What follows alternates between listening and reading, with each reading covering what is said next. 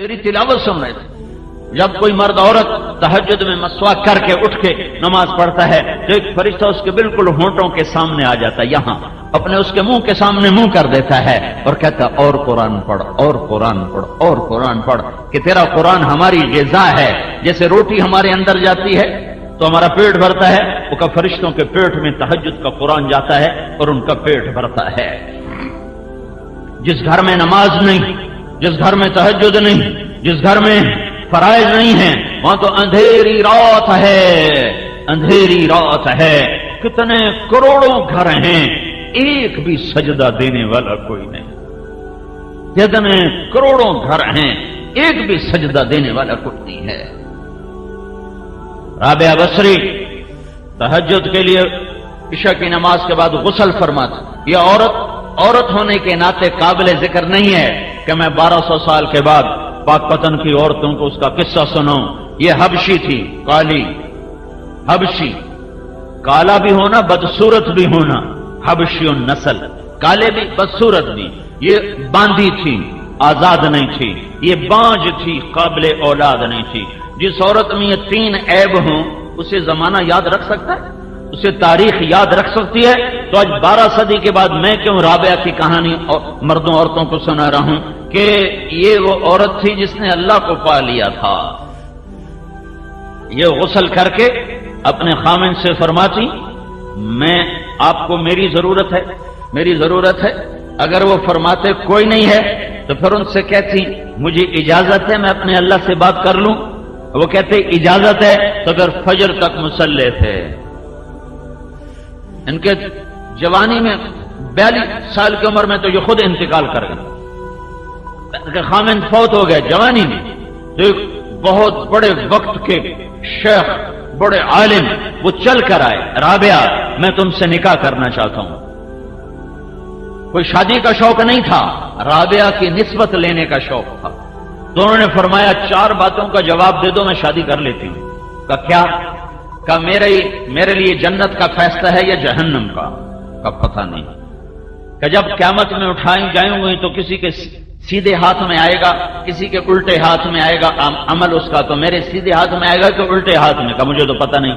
کہ جب اللہ ترازو تولے گا کسی کی نیکی جھکے گی، کسی کی بڑھے گی، تو میری گھٹے گی یا بڑھے گی؟ کہا مجھے تو پتہ کوئی نہیں. کہ جب پول سراج سے گزاریں گے کوئی پار ہو جائیں گے، کوئی گر جائیں گی، میں گروں گی یا پار ہوں گی؟ کہا مجھے تو پتہ نہیں. کہ پھر جاؤ میں فارغ نہیں، مجھے تیاری کرنے دو. اور 42 سال کی عمر میں انتقال ہو گیا. اور خامن تو تھے نہیں، عجب اللہ سے تعلق تھا. اٹھی ہیں سالن بنانے کے لیے. تو دیکھا چولہے پہ بیٹھے تو پیاز کوئی نہیں. تو کہنے کہ یا اللہ پیاز ہی کوئی نہیں، خیر پیاز کوئی نہیں. کوئی چیل کہاں سے اڑ کے آ رہی تھی اور اس کے پنجوں میں پیاز تھا. رابعہ نے کہا یا اللہ پیاز کوئی نہیں. چیل کے پنجے ڈھیلے ہوئے اور پیاز سیدھا آ کر رابعہ کی جھولی میں گرا ہے. کہ میری بندی تو میری ہو گئی ہے، میں چیلوں کو تیرا خادم بنا دوں گا. جب ان کا انتقال ہوا تو ان کی اپنی خادمہ کو خواب میں ملی تو انہوں نے پوچھا آپ کے ساتھ کیا ہوا؟ تو فرمایا میرے پاس منکر نکیر آئے تھے اور مجھ سے کہنے لگے من ربکی، تیرا رب کون ہے؟ تو میں نے آگے کہا سبحان اللہ، 40 برس جس کے عشق میں زندہ رہی، 40 برس جسے پوجا کرتی رہی، 40 برس جسے بھلا نہ سکی، یہ 4 ہاتھ زمین میں آ کے میں اسے بھول جاؤں گی. جو سوال کرنے آ گئے ہو من ربو کی، تو منکر نکیر کہنے لگے اچھا بھائی ناراض نہ ہو، تم سے تو ہم آگے پوچھتے ہی کوئی نہیں، اور واپس چلے گئے ہیں. ایک اللہ سے تعلق، ایک زندگی کے 2 سرے ہیں. ایک اللہ سے جڑتا ہے، ایک بندوں سے جڑتا ہے. اللہ سے جڑتا ہے عبادت کے ساتھ، نماز کے ساتھ، روزے کے ساتھ، صدقات کے ساتھ، ذکر کے ساتھ، تلاوت کے ساتھ، تہجد کے ساتھ. اور دوسرا سرا اللہ کے بندوں کے ساتھ ہے، وہ بھی اتنا ہی نازک ہے. اگر اخلاق اچھے نہیں ہوں گے تو عبادات مردود ہو جائیں گی، اور اگر عبادات کوئی نہیں ہوں گی تو اخلاق مردود ہو جائیں گے. یہ دونوں 2 پر ہیں، ان دونوں کے ساتھ جنت کا سفر ہے، ان دونوں کے ساتھ جنت کا سفر ہے.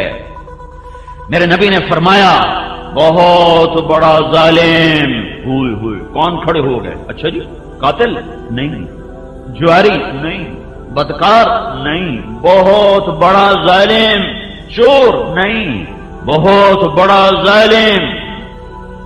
کون یا رسول اللہ؟ کا جو اذان سنے اور نماز نہ پڑھے۔ سارا پاک پتن ایسے ظالموں سے بھرا پڑا ہے، کیا مرد کیا عورتیں اس ظلم سے بھری پڑی ہیں۔ میرے بھائیو بہنوں، مسلوں کو آباد کرو، مسلوں کو آباد کرو، مسجدوں کو آباد کرو۔ یہ الصلاۃ الصلاۃ الصلاۃ، میری امت نماز نہ چھوڑنا، نماز نہ چھوڑنا، نماز نہ چھوڑنا۔ دوسرا رخ وما ملکت ایمانکم، وما ملکت ایمانکم، میری امت اپنے اخلاق اچھے کرنا، اپنے اخلاق اچھے کرنا، اپنے اخلاق اچھے کرنا۔ کہ اسلام کی تکمیل عبادت سے نہیں ہے، اسلام کی تکمیل اخلاق سے ہے۔ عبادت بنیاد ہے، اخلاق چھت ہے۔ عبادت انتہا ہے، عبادت ابتدا ہے، اور اخلاق انتہا ہے۔ عبادت اول ہے اور اخلاق آخر ہیں۔ عبادت سے اسلام شروع ہوتا ہے اور اخلاق پہ جا کے مکمل ہو جاتا ہے۔ اس وقت ہمارا معاشرہ کچھ نہ کچھ عبادات کا منظر تو پیش کرتا ہے، لیکن اخلاق کی دنیا اجڑ گئی۔ کھنڈر بھی کوئی نہیں نظر آتے۔ چلو کہیں کھنڈر ہوتے تو ہم کہتے کھنڈر بتا رہے ہیں عمارت عجیب تھی، کس بالدیار التي لم يعفها القدم بلا وغيرها الارواح والديم۔ فرمایا اسلام کا، تمہیں اسلام کا ستون بتاؤں؟ کہا جی کیا؟ فرمایا نماز۔ کہا پھر تمہیں اسلام کی چوٹی کی چیز بتاؤں؟ کہا جی کیا؟ کہ اللہ کے راستے کا جہاد۔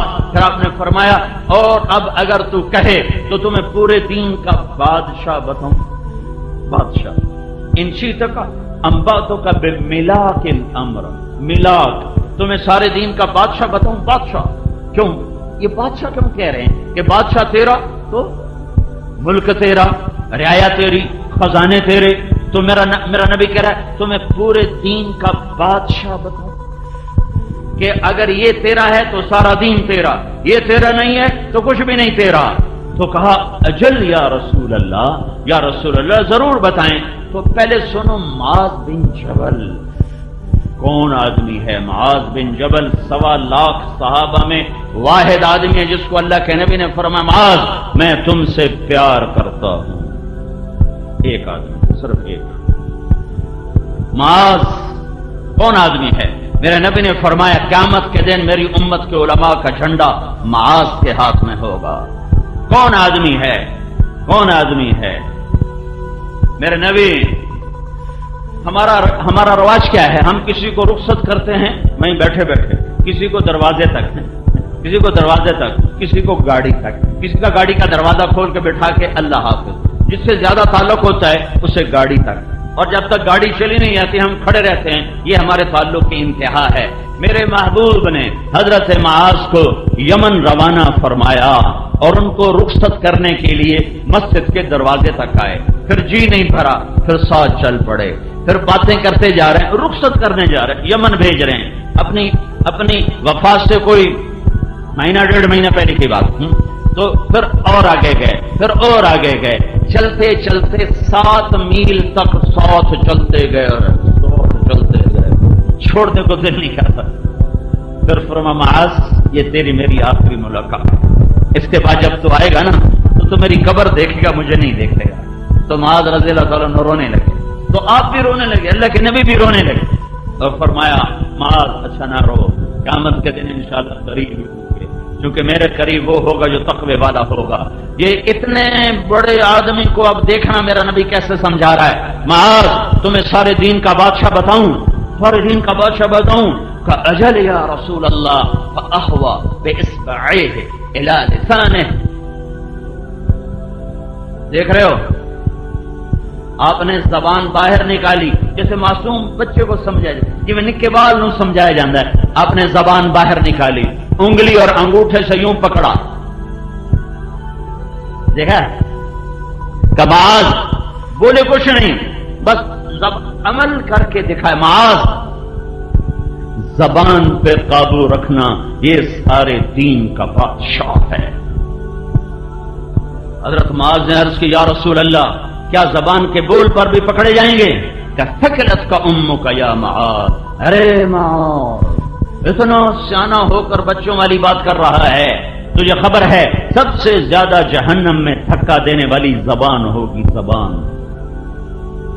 سب سے زیادہ ہونے والا گناہ دھرتی پر یہ زبان کا غلط استعمال ہے، دل چیر دیتے ہیں، پگڑیاں اچھال دیتے ہیں، عزتیں تار تار کر دیتے ہیں، گھروں کے چراغ بجھا دیتے ہیں، زندگیاں ویران کر دیتے ہیں ایک زبان کے بول پر۔ اپنی زبان کو قابو میں لانا سیکھو۔ حضرت اماں عائشہ کا واقعہ اسی لیے اللہ تعالیٰ نے واقعہ ہے کہ قیامت ہے کہ کائنات کی ہے افضل ترین ماں امہات المؤمنین، جن سے بڑھ کر یا نساء النبی لستن کاحد من النساء، اے میرے نبی کی عورتوں تمہارے جیسی عورت دنیا میں ہے کوئی نہیں۔ پہلے ایک حدیث سنو، کف المؤمن یہدم عمل مئات سنہ، نیک پاک دامن عورت پر کوئی بدکاری کا بہتان لگا دے پھر وہ 100 برس مصلی پہ عبادت کر کے اللہ کے دربار میں جائے تو اللہ اسے جہنم میں گرا دے گا اگر توبہ نہ کی۔ نیک پاک عورت پر برائی کا الزام لگانے والا 100 برس کی بندگی کر کے بھی گیا تو اللہ اسے اٹھا کے جہنم میں ڈال دے گا۔ تو اماں عائشہ پہ الزام لگانے والے کا کیا حال ہوگا؟ اور الزام آخری درجے کا الزام لگانے والے منافق عبداللہ بن ابی، صفوان بن معطل رضی اللہ تعالیٰ عنہ کے ساتھ، اور وہی نہیں اور نہیں، اتنا بڑا الزام، اتنی بڑی پاک عورت اماں عائشہ جس کے سینے پر سر رکھ کر میرے نبی نے جان دی ہے، اماں عائشہ جس کا لعاب آخری شے میرے نبی کے منہ میں گیا ہے، اماں عائشہ جس کا حجرہ میرے نبی کی آرام گاہ بنا ہے، اماں عائشہ جس کی گود میں سر ہوتا تھا تو وہی اترتی تھی، کسی اور بیوی کی گود میں سر ہوتا تھا تو وہی نہیں آتی تھی۔ وہ عائشہ بیٹی کس کی؟ ابو بکر۔ کون ابو بکر؟ میرے نبی نے کہا میں نے سب کا حق ادا کر دیا پر ابو بکر کا نہ کر سکا۔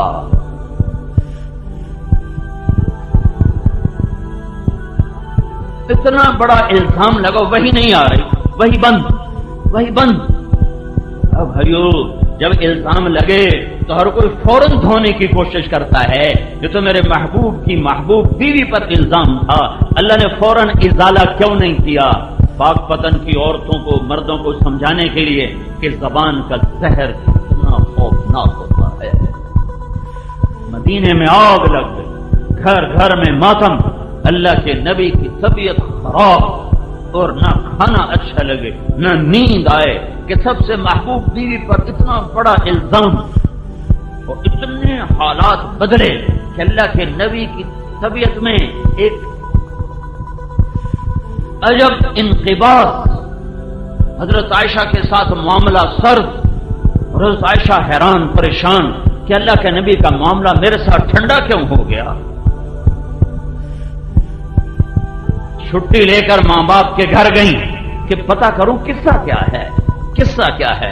قربان جاؤں صدیق کے صبر پر کہ ایک اتنی پاک بیٹی پر تہمت لگی ہے اور صدیق نے احتجاج نہیں کیا کہ میری بیٹی کے ساتھ یا رسول اللہ کیا ہو رہا ہے، آپ کیوں نہیں اس کو بند فرماتے؟ چپ کہ یہ اعلان ہے، بد زبان کے آگے چپ رہا کرو، زبان نہ چلایا کرو۔ یہاں ماں باپ سبق دیتے ہیں، تو چپ کیوں رہ گیا؟ تو ابو جواب کیوں نہیں دیتا؟ تو ہگدیاں 100 کیوں نہیں سنائیاں؟ تو کیوں سانو برباد کر چھڑیا؟ اے ظالم ماں باپ ہیں، اور یہ کیوں یہ سبق ہے بد زبان کے آگے چپ رہنا۔ چپ رہنے والا کبھی عزت میں گھاٹا نہیں کھاتا۔ امتحان کی جگہ کہیں خامند کا مزاج سخت ہوتا ہے تو بیوی کو سبق ہے، صبر کر تیرا رب تیرے ساتھ ہے۔ کہیں عورت کی زبان میں تیزی ہوتی ہے تو خامند کو حکم ہے، صبر کر تیرا رب تیرے ساتھ ہے۔ جسے زبان بند کرنا آ گیا اس کی عزت کو کوئی نہیں گھٹا سکتا۔ اور عورتوں کے لیے خاص طور پر ہے کہ ہمارا مشرقی معاشرہ ہے، یہاں جہاں ڈولی اترتی ہے وہیں سے جنازے اٹھتے ہیں، اور گھٹ گھٹ کے مر جانا ہی مشرقی عورت کی ریت ہے، اور معاشرہ ہمارا ظلم و ستم پر مبنی ہے۔ سسرال والے ظالم ہوتے ہیں 99%، کہیں 1-2% لڑکی کا بھی ظلم ہوتا ہے، لیکن عام میں اسی معاشرے میں گزار چکا ہوں زندگی، ظلم و ستم ہے، ظلم و ستم ہے۔ سسرال کا عورت کے اخلاق کا پتہ اس وقت نہیں چلتا جب وہ ماں ہوتی ہے، اس وقت نہیں پتہ چلتا جب وہ بیوی ہوتی ہے، تھوڑا تھوڑا پتہ چلتا ہے۔ عورت عورت عورت عورت ہو اور وہ اللہ کی نظر میں محبوب ہو، یہ اس وقت پتہ چلتا ہے جب وہ ساس بنتی ہے، جب وہ کسی کی بیٹی کو گھر لے کر آتی ہے، پھر اس کے اخلاق کا پتہ چلتا ہے کہ کتنا ظرف ہے۔ اپنی بیٹی کے عیب چھپاتی پھرتی ہیں اور اپنی بہوؤں کے خوبیوں میں بھی عیب نکالتی پھرتی۔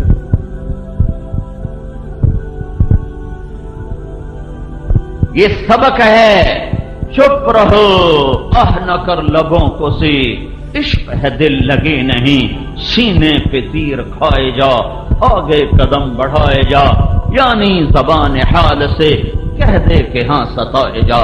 کیونکہ یہ صبر بیکار نہیں، یہ صبر بیکار نہیں، یہ صبر بیکار نہیں۔ میرے نبی پر قرآن اترا، من جاء بالحسنہ فلہ عشر امثالھا، ایک نیکی کرنے والے کو 10 ملے گی۔ میرے نبی نے کہا یا اللہ تھوڑا زیادہ کر، یہ تو ساری انسانیت کا قانون ہے، یہ سارے اہل ایمان پچھلی امتوں کا قانون ہے، میری امت نے تھوڑا زیادہ۔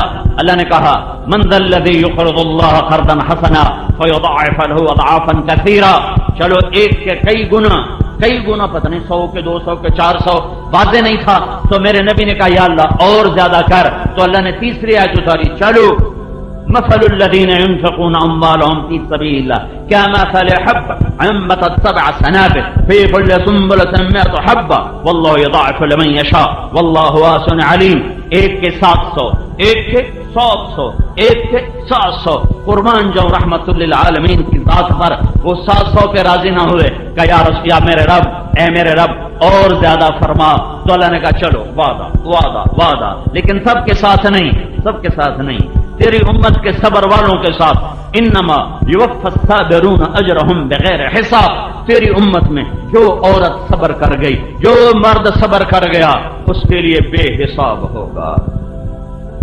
اور پھر قیامت کے دن اعلان ہوگا صبر والے کھڑے ہو جاؤ، تو کچھ مرد عورت تھوڑے سے کھڑے ہو جائیں گے، تو ان کو جنت کی طرف چلنے کا حکم دے کرنا، پھر فرشتوں کو خود آگے کھڑا کر دے گا تاکہ لوگوں کو پتہ چلے کہ صبر کی آج جزا کیا ہے۔ تو فرشتے آگے، اب بھائی کتنے جا رہے ہو؟ مگر جنت کا حساب تھا ان کا تھوڑا ہے ہی کوئی، تجھے بڑے چودھری کہاں سے چودھری ہوں تو بڑے چودھری، کون لوگ ہو؟ کون لوگ ہو؟ اللہ کے فرشتوں تم جانتے نہیں ہم کون لوگ ہیں؟ ہم صبر والے ہیں، پاک پتن کے صبر والے ہیں۔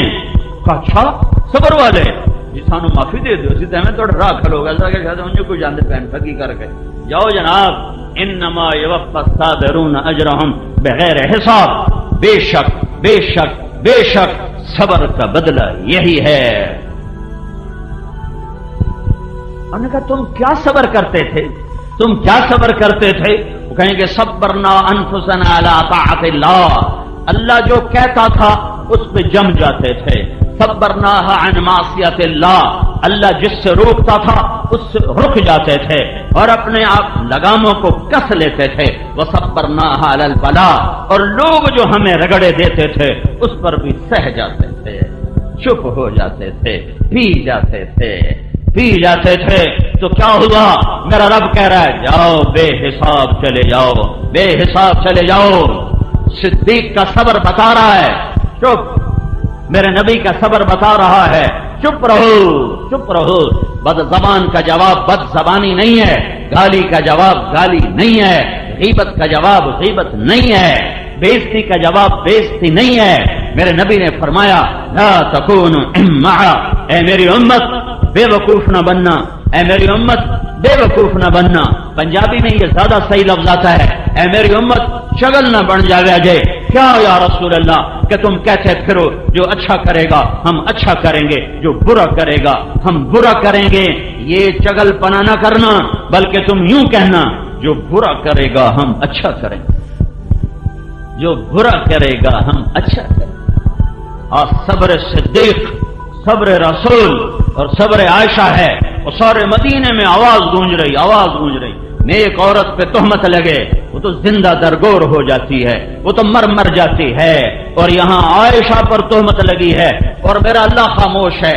نیک عورت پہ تہمت لگے سارا خاندان کھڑا ہو جاتا ہے، گواہ کھڑے ہو جاتے ہیں، اور اللہ سب سے بڑی ہستی ہے اور وہ چپ، وہی نہیں آ رہی۔ مہینہ گزر گیا، آگ لگ گئی سارے مدینے میں، پیغام سنایا جا رہا ہے کہ لوگوں، مرد عورتوں، زبان پہ قابو رکھنا، اس سے نبی کے گھروں میں بھی وہ غم آیا کہ پوری 23 سالہ زندگی میں ایسا غم نہیں آیا ہے۔ ایک مہینہ گزر گیا، آپ پریشان ہیں۔ آپ نے حضرت اسامہ سے پوچھا، ہے حضرت عائشہ گئیں گھر، ابوبکر صدیق رضی اللہ تعالی عنہ قرآن پڑھ رہے ہیں اوپر، اور ام رومان بیٹھی ہوئی ہیں، اور حضرت عائشہ باہر سے آتی، باہر سے انہیں پتہ چل گیا ہے کہ میرے اوپر یہ الزام لگ گیا ہے۔ وہ بھاگتی اندر آتی اور اپنی ماں کے کندھے پکڑ کے یوں جھنجھوڑتی تھی، یہ میرے بارے میں کیا کہا جا رہا ہے؟ تو ام رومان رونے لگی، کہا بیٹی یہ دنیا ہے، یہاں یہ ہوتا ہی رہتا ہے۔ تو حضرت عائشہ نے پوچھا، کیا یہ خبر میرے نبی کو بھی ہے؟ اللہ کا رسول کو بھی پتا ہے کہ میرے بارے میں یہ کہا جا رہا ہے؟ کہاں ان کو بھی پتا ہے۔ حضرت عائشہ کی چیخ نکلی اور بے ہوش ہو کے گر گئی۔ ابوبکر صدیق اوپر سے نیچے آئے، کہا کیا ہوا عائشہ کو، کیا ہوا؟ کہا وہ قصے کا پتہ چل گیا ہے۔ حضرت عائشہ کو پتہ نہیں چلا، پورا مہینے کے آخری 3 دن میں پتہ چلا۔ تو ابوبکر صدیق رونے لگے، اور پورے 1 مہینے میں ایک جملہ صبر صدیق سے نکلا، ایک جملہ۔ باپ نے کہا، ابوبکر نے کہا سبحان اللہ، یہ کام تو ہم نے کبھی زمانہ کفر میں نہ کیا، آج اسلام لانے کے بعد ہماری بیٹیوں پہ یہ الزام لگائے جا رہے ہیں، یہ کام تو ہم نے کفر میں نہیں۔ ابوبکر صدیق نے زمانہ کفر میں نہ شراب پی، نہ بتوں کے قریب گئے، نہ زنا کیا، پورا خاندان شروع سے پاکیزہ۔ تو اللہ کے رسول حضرت اسامہ کو بلا رہے ہیں، اسامہ یہ لوگ عائشہ کے بارے میں کیا کہہ رہے ہیں؟ ہوئی بات اثر کرتی ہے اور وہی نہیں آ رہی ہے، اور قرآن خاموش ہے، میرا نبی کا سینہ گھٹ رہا ہے۔ اسامہ لوگ عائشہ کے بارے میں کیا کہہ رہے ہیں؟ تو حضرت اسامہ نے کہا، یا رسول اللہ یہ بتائیں، یہ شادی آپ نے کی تھی کہ اللہ کا حکم تھا؟ کہا اللہ کا حکم تھا۔ تو کہا اللہ آپ کو ایسی عورت دے سکتا ہے؟ پھر آپ نے حضرت علی کو بولا، علی تو کیا کہتا ہے؟ کہ یا رسول اللہ آپ اس سے کیا پوچھتے ہیں، آپ اس کی گھر کی خادمہ سے پوچھیں، وہ سب سے زیادہ جاننے والی ہے۔ تو آپ نے ان کی خادمہ حضرت بریرہ کو بلایا، بریرہ میں کون ہوں؟ کہا آپ اللہ کے رسول۔ کہا پھر مجھے سچ بتاؤ عائشہ کے بارے میں یہ آگ لگی ہے زبان کی وجہ سے، کتنی عورتیں ہیں جنہوں نے اپنے گلشن کو آگ لگا دی ہے،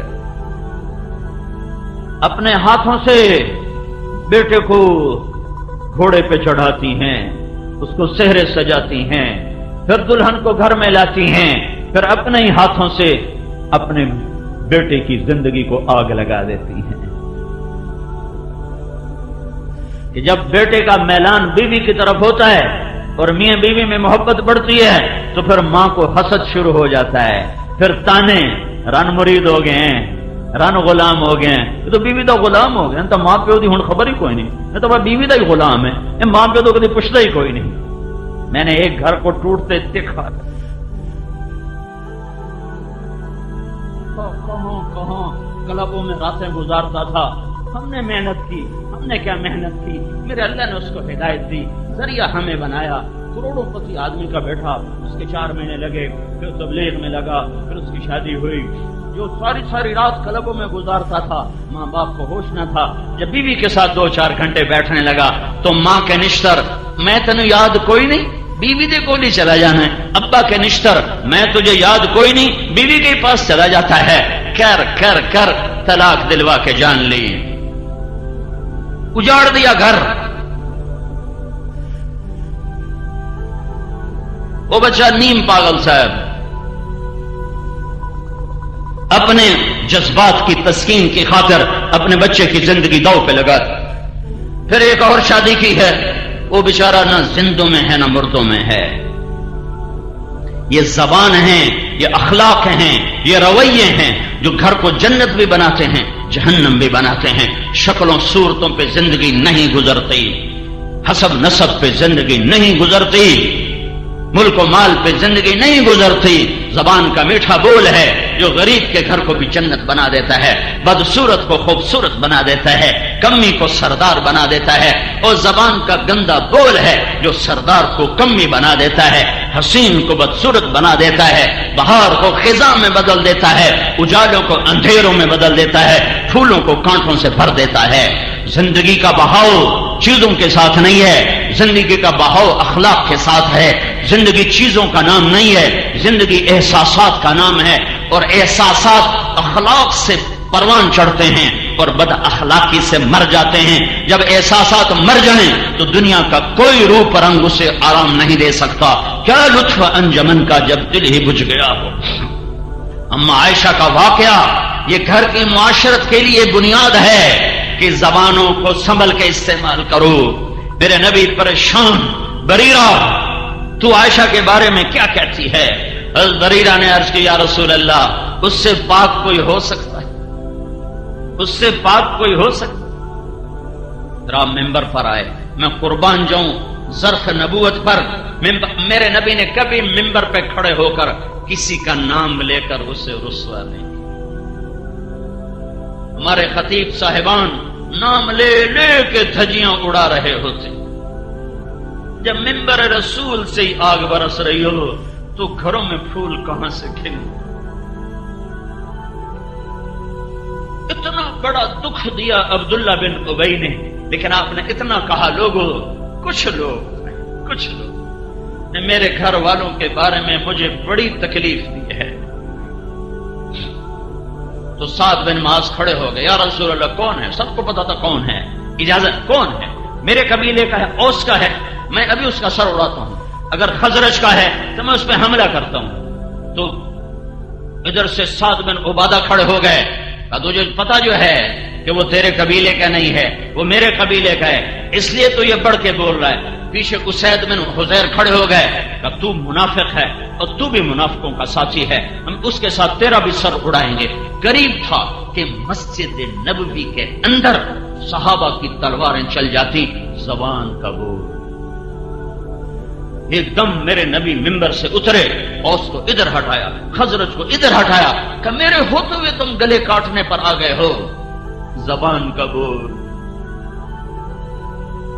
گھروں کی آبادی وظیفوں سے نہیں، اے وظیفہ پڑھ لو اے ہو جائے گا، اے تسبیح پڑھ لو اے ہو جائے گا، اے پنج سورتہ پڑھ لو اے ہو جائے گا. یہ پڑھو، اس سے عبادات ہیں، اجر بھی ہے، رحمت بھی ہے، برکت بھی ہے.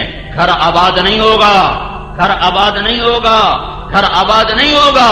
گھر زبان کے میٹھے بول سے آباد ہوگا، گھر ایک دوسرے کی برداشت کرنے سے آباد ہوگا، گھر ایک دوسرے کے عیب چھپانے سے آباد ہوگا.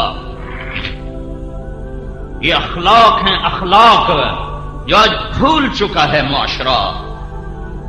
نہ کوئی ممبر سے سناتا ہے، نہ کوئی جا کے پوچھتا ہے. پھر میرے نبی وہاں سے آئے اما عائشہ کے گھر. 3 دن گزر چکے تھے. حضرت عائشہ نے نہ کھایا تھا، نہ پیا تھا، نہ سوئی تھی، اور آنسو اور آنسو اور آنسو. اور ماں اور باپ پریشان تھے کہ یہ مر جائے گی، یہ مر جائے گی. تو اللہ کے نبی آئے اور اما عائشہ ایسے لیٹی ہوئی سر کے اوپر کپڑا ڈال کے رو رہی تھی. ایک انصاری عورت بھی آئی ہوئی آپ کے پاس بیٹھی رو رہی تھی، اور ماں اور ابو بکر سرانے بیٹھے رو رہے تھے. سارا گھر رو رہا تھا کہ اوپر سے اللہ کے رسول آئے. 1 مہینے کے بعد آئے. عائشہ عائشہ اگر تجھ سے کوئی گناہ ہوا ہے تو تو توبہ کر لے، اللہ معاف کر دے. اوئے ہوئے ہوئے، اللہ اکبر. کیا ظرف ہے میرے نبی کا، اور زبان نے کیا زخم لگائے ہیں کہ یہاں تک خیالات پہنچ گئے. اور کیا سبق ہے کہ اگر بیوی سے کوئی جرم ہو جائے تو اس کی سزا قتل نہیں، توبہ ہے. بیٹا روزانہ کم وقت زنا کرے، اس کو چھپاتے پھرتے ہیں. بیٹی سے برائی ہو جائے وٹ دیو ٹک دیو دریائے سڑ دیو ساڈی غیرت اس مجا چھٹی. اس کم وقت نے تیری غیرت نہیں مجائی جو روزانہ منہ کالے کرتا پھرتا ہے. اس کو تو شیلٹر دیتے ہو, اس کو تو پناہ دیتے ہو, کوئی نہیں جو چھوڑ چھکر ہیں. ارے اس کے ساتھ بھی شیطان تھا, اس کے ساتھ بھی شیطان تھا. اگر اس سے خطا ہو گئی تو اسے ذبح کرنے پر آ جاتے ہو. بیٹا روزانہ یہ منہ کالا کرتا ہے, اس پہ پردے ڈالتے پھرتے ہو. تمہارا نبی کہہ رہا ہے عائشہ جرم ہو گیا ہے, توبہ کر لے, اللہ معاف کر دے. میں ایک علاقے میں گیا, مجھے وہاں لوگوں نے بتایا یہاں عورتیں بڑی قتل ہوتی. میں نے کہا کیوں؟ کہ یہاں کے اکثر لوگ بیرون ملک کمائیوں پر گئے ہوئے ہیں, وہاں کوئی کم وقت ان کے کان میں پھونک دیتا ہے تیری بیوی تو آوارہ ہو گئی ہے, وہ آتے ہیں بغیر تحقیق کیے اس کو قتل کر دیتے. عائشہ اگر تجھ سے خطا ہوئی ہے توبہ کر لے, اللہ معاف کر دے. یہ تو نہیں کہا اگر تجھ سے خطا ہوئی ہے تو میری نکل جا میری نکاح سے اور میں تجھے طلاق دے رہا ہوں. اگر تجھ سے خطا ہوئی ہے تو توبہ کر لے, اللہ معاف کر دے. اور اگر تو پاک ہے تو اللہ ضرور تیری پاک دامنی بیان کرے گا. تو عائشہ فرماتی میرے آنسو ایک دم ختم ہوئے اور میں اٹھ کے بیٹھ گئی. میں نے کہا اماں میری صفائی پیش کر. تو اماں ام رومان کا بیٹی میں کیا کہوں, مجھ سے کچھ نہیں بولا جاتا. میں نے کہا ابا میری صفائی پیش کر. انہوں نے کہا بیٹی میں کیا کہوں, مجھ سے بھی کچھ کہا نہیں جاتا.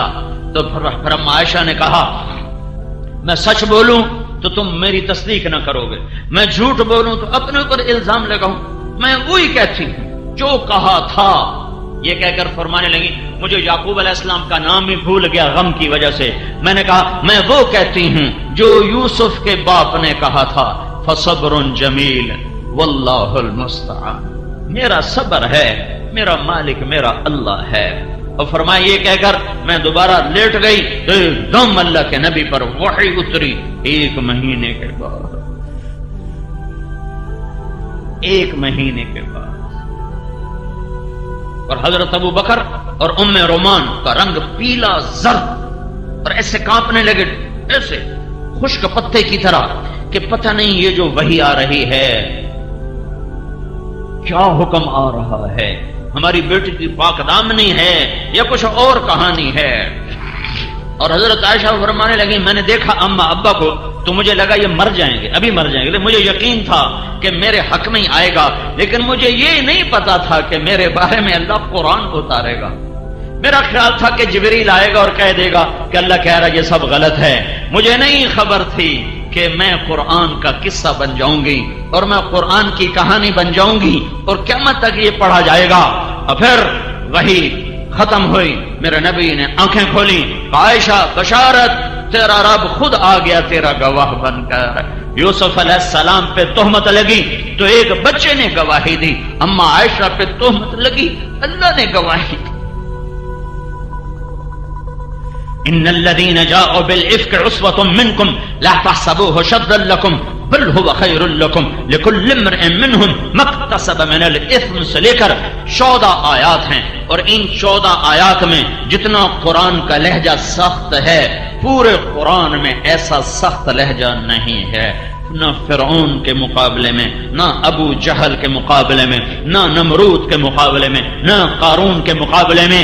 ان 14 آیات میں جتنی قرآن کے لہجے میں کڑک ہے اور صاعقہ ہے اور ایک گرج ہے اور ایک ہیبت ہے, پورے قرآن میں ایسی ہیبت, ایسی گرج, ایسی چمک, ایسی کڑک, ایسی صاعقہ پورے قرآن میں نہیں ہے.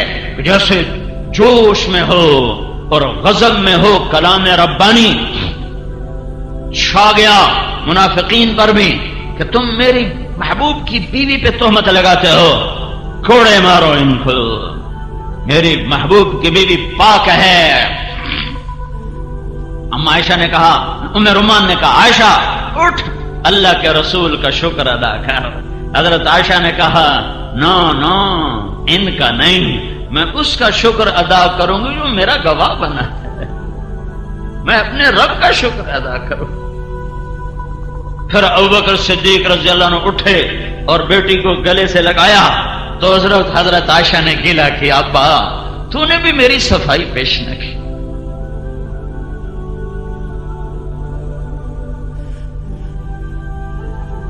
اس پر ابوبکر صدیق نے کہا بیٹی ایو سماء تضلنی و ایو ارض تقلنی، میں کیسے بولتا جبکہ مجھے تصدیق نہیں تھی، میں کیسے یہ بولتا، میں بھی اپنے رب کے سپرد کر چکا تھا تیرا معاملہ کہ میرا اللہ ضرور ہمارے حق میں گواہی لائے گا۔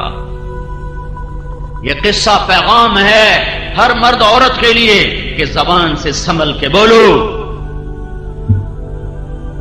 اپنے گھروں کو آباد کرنا ہے تو زبان کو ٹھیک بولنا سیکھو۔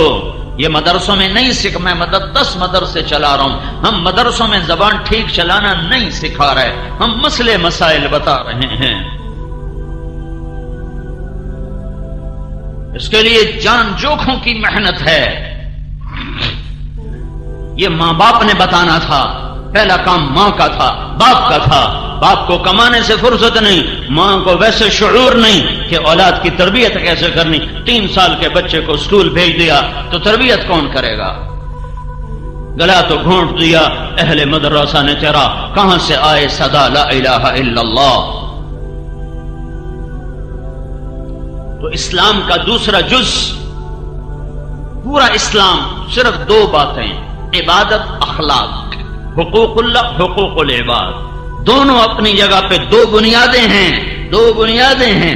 ایک نہیں تو دوسرا کھڑا نہیں ہو سکتا، دوسرا نہیں تو پہلا کھڑا نہیں ہو سکتا۔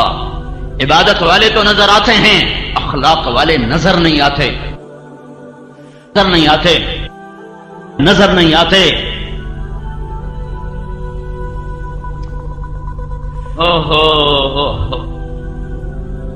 میں نے پڑھا اور اللہ کے فضل سے، میں کوئی فخر سے نہیں کہہ رہا، میں نے محنت سے پڑھا، میں نے جو پڑھا میں نے یاد کیا، اللہ نے مجھے ذہن دیا تھا، مجھے کتابیں یاد ہو جاتی تھیں، لیکن میں اخلاق کو پڑھ کے نہ سمجھ سکا۔ یہ بڑا اوکھا سبق ہے، یہ کسی کو دیکھنے سے پتہ چلتا ہے۔ میں نے مولانا سعید احمد خان کو دیکھا، یہ ہمارے اکابر میں ایک ہستی تھے، اس شخص کو دیکھ کر مجھے زندگی میں پہلی دفعہ پتہ چلا کہ میں بد اخلاق انسان ہوں، ورنہ اس سے پہلے پتہ ہی نہیں تھا۔ کسی کی پگڑی اچھال دینا، کسی کا دل چیر دینا، کسی کی غیبت کر دینا، کسی کے عیب اچھالتے پھرنا، اس کو کبھی بے دینی سمجھا ہی نہیں تھا۔ اس شخص کو دیکھا تو مجھے پتہ چلا کہ اخلاق کسے کہتے ہیں۔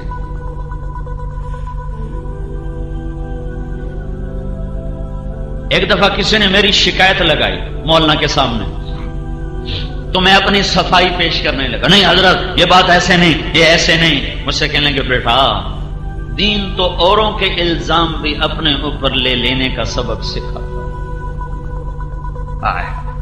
تو مجھے ایک قصہ یاد ہے، 417 صدی کے ایک عالم ہیں احمد بن مہدی بن رستم، ابن کثیر نے اپنی کتاب میں ان کو جگہ دی ہے۔ اس کتاب میں چھوٹا آدمی جگہ نہیں پا سکتا۔ طلب علم میں 3 لاکھ درہم خرچ کیے، 3 لاکھ درہم، آج کا 3 کروڑ روپیہ بنتا ہے علم سیکھنے کے لیے۔ ان کے علم کی وجہ سے وہاں اس کتاب میں ان کو جگہ نہیں ملی۔ ایک قصہ ان کی زندگی میں آیا جس کی وجہ سے ابن کثیر نے ان کو اپنی تاریخ البدایہ والنہایہ میں جگہ دی ہے۔ ان کی شہرت نصف النہار پر ہے اور لاکھوں شاگرد، لاکھوں مرید۔ ان کے پاس ایک بچی آتی ہے کہ حضرت مجھ سے گناہ ہو گیا ہے اور میں حاملہ ہو گئی ہوں، میں نے آپ کا نام لے دیا ہے کہ میری آپ سے شادی ہے، میری عزت رکھ دو۔